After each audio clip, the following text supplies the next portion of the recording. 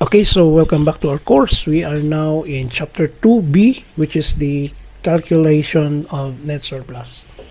The net surplus is a critical component that directly impacts patronage refunds and reflects the financial health of the cooperative. Now, this net surplus represents the excess of payments. I'd like to emphasize that it is the excess of payments made by the cooperative members for loans that they paid and the goods and services purchased from the cooperative. It is not considered as profit, but rather than as a surplus that belongs to the members. If distributed back, then it is akin to returning these payments to the members. So that is the principle of the patronage refund, no?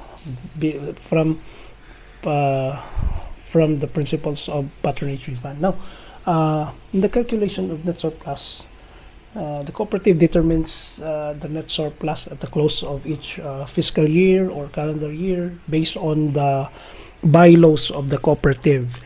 Now, in this calculation, you get the gross revenue, which is the sum up of all the revenue generated by the cooperative, which includes income from sales, from the services, from other cooperative activities, including the loaning operations.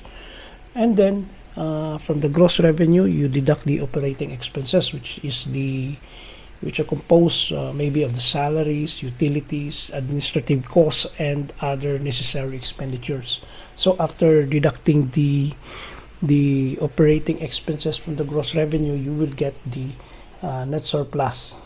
And then from that net surplus, you deduct first the statutory funds. The total of the statutory funds normally is at 30%.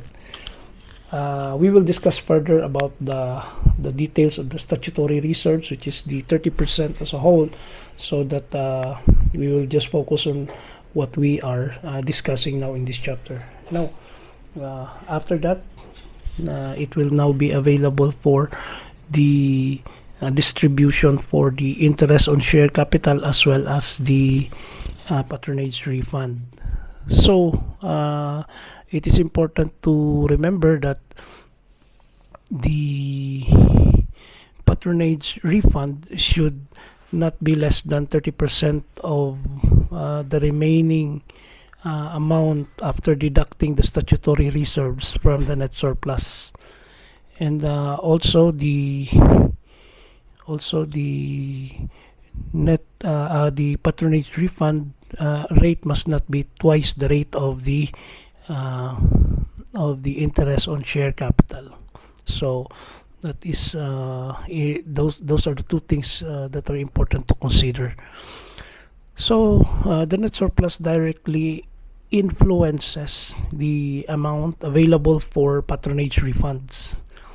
It reflects the cooperative's financial stability and ability to meet members' needs, and it is significant in the proper allocation that ensures a balance between reinvestments, reserves, and members' benefits. So remember that the net surplus calculation may vary slightly based on cooperative specific bylaws and regulations.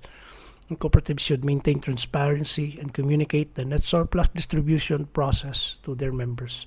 So that's it for the chapter on the calculation of net surplus. See you in the next topic.